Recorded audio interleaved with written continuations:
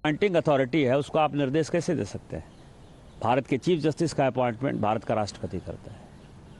इस देश का कानून भारत का पार्लियामेंट बनाता है। उस पार्लियामेंट को आप डिक्टेट करेंगे कि राष्ट्रपति को 3 महीने के अंदर फैसला करना है? ये किस कानून में लिखा हुआ है? इसका मतलब यह है कि आप इस देश को एनार्की की तरफ ले जाना चाहते हो, और एनार्की जो है इस देश में बर्दाश्त नहीं होगी। जब नया कानून आएगा, जब नया पार्लियामेंट बैठेगा, इसके ऊपर विस्तृत चर्चा होगी, और फिर से नेशनल जुडिशियल अकाउंटिंग सिस्टम जो हमने NJAC बनाया था, जिसमें कि राष्ट्रपति का चुनाव कैसे होगा, प्रधानमंत्री का कैसे चुनाव होगा, वो तो संविधान में लिखा हुआ है। लेकिन आपके भाई भतीजावाद के आधार पर जज का चुनाव नहीं होगा। आप जब राम मंदिर का विषय होता है तो आप राम मंदिर में कहते हो कि कागज दिखाओ, कागज दिखाओ। कृष्ण जन्मभूमि का मामला आएगा मथुरा में तो कहोगे कागज दिखाओ। आप जब शिव की बात होगी, ज्ञान वापी मस्जिद की बात आएगी, कागज दिखाओ। मुगलों के आने के बाद जो मस्जिद बने हैं उसके लिए कहते हैं कि आप कागज कहाँ से दिखाओ। इस देश में धार्मिक युद्ध भड़काने के लिए केवल और केवल सुप्रीम कोर्ट जिम्मेवार है। सुप्रीम कोर्ट अपनी सीमा से बाहर जा रहा है। सुप्रीम कोर्ट की सीमा यह है कि भारत का संविधान जिस कानून को बनाया उस कानून की उसको व्याख्या करनी है, और यदि वो व्याख्या नहीं कर सकती है और सब कुछ के लिए सुप्रीम कोर्ट जाना है तो इस संसद का कोई मतलब नहीं है। There is a directive to the president by a recent judgment. Where are we heading? What is happening in the country? We cannot have situation where you direct President of India and judiciary. This independence कोई कवच नहीं है. My worries were at a very highest level. I never thought in my life I will have the occasion to see it. President of India is a very elevated position. President takes oath to preserve, protect and defend the Constitution. This oath is taken only by President and her appointees, the governors. Everyone, the Prime Minister, the Vice President, the ministers, the parliamentarians, the judges, they take oath to abide by the Constitution. But to defend the Constitution, to preserve the Constitution, to protect the Constitution, that is the oath of the President of India. The Supreme Commander of the Armed Forces.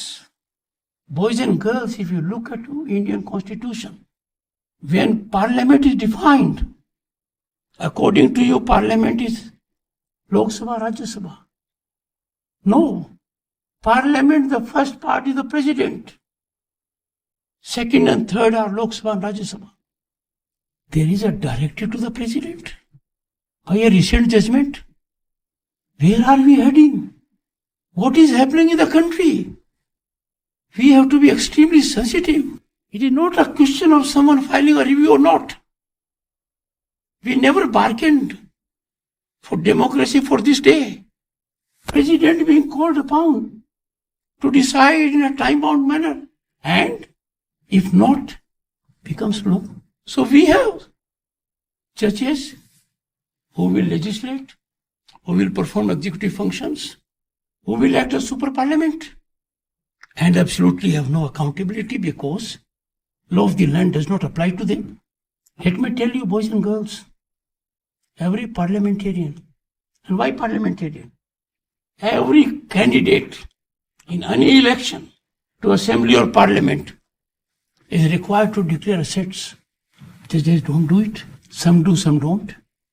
Time has come. We cannot have a situation where you direct President of India. And on what basis?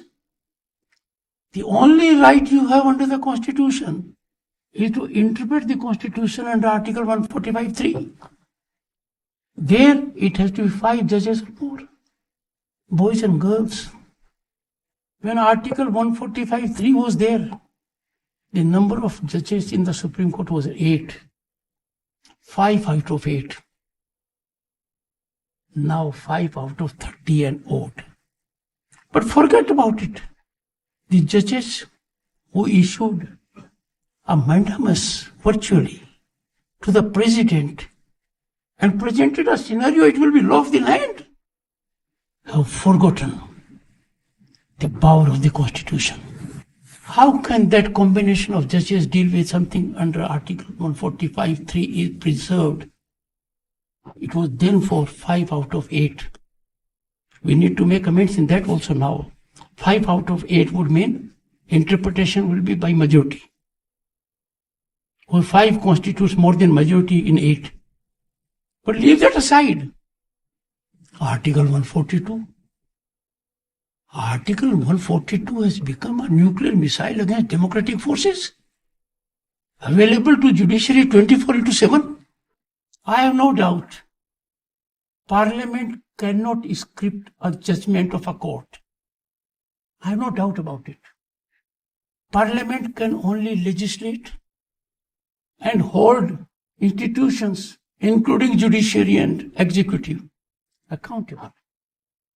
But judgment writing, adjudication is the sole prerogative of judiciary, in as much legislation is that of the Parliament. But are we not finding this situation getting challenged? I am saying so because very frequently we are finding that executive governance is by judicial orders. When executive, the government is elected by people, the government is accountable to Parliament. The government is accountable to the people at election. There is a principle of accountability in operation. In Parliament, you can ask questions, critical questions, because the governance is by the executive. But if this executive governance is by judiciary, how do you ask questions? Whom do you hold accountable in election? Time has come when our 3 institutions, legislature, judiciary and executive, must blossom. And they blossom best, and best for the nation, only when they operate in their own area. Any incursion by one in the domain of the other poses a challenge, which is not good. It can upset the apple cart. The relationship between these 3 must be wholesome, soothing, one of deep understanding, coordination, co-liaising, not to show authority. Constitution framers were very wise people. People who deeply believed in national welfare. They debated for 18 sessions for over little less than 3 years. There was no confrontation. There was no disturbance, no disruption. There was dialogue, debate, discussion and deliberation. Very contentious issues. But they framed one rule. The judges will be appointed under Article 124, and a consultation word was used. Boys and girls, you know the word consultation? Lexicon defines it. Consultation is not concurrence. Consultation is consultation. Article 124 was very specific. And with respect to Article 124, we have a very important discourse by Dr. B.R. Ambedkar. And B.R. Ambedkar, who did a great job in giving us this constitution. I am quoting him. This was with regard to the question of the concurrence of Chief Justice. And Dr. B.R. Ambedkar says, I quote, boys and girls, for your benefit. I quote, I think to allow the Chief Justice practically a veto upon the appointment of a judge is really to transfer the authority to the Chief Justice, which we are not prepared to vest in the President or the government of the day. And Dr. B.R. Ambedkar goes on to say, I quote, I therefore think that is also a dangerous proposition.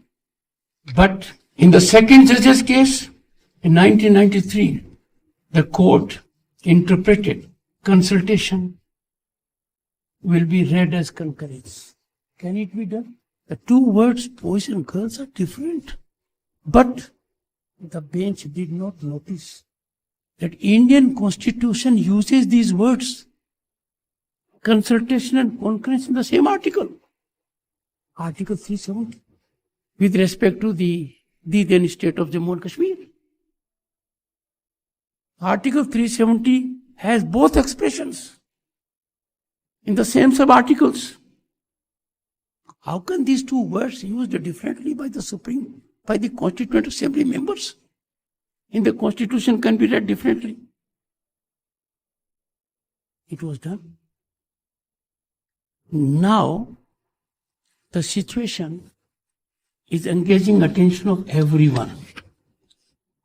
And it is our obligation as citizens of this country to think about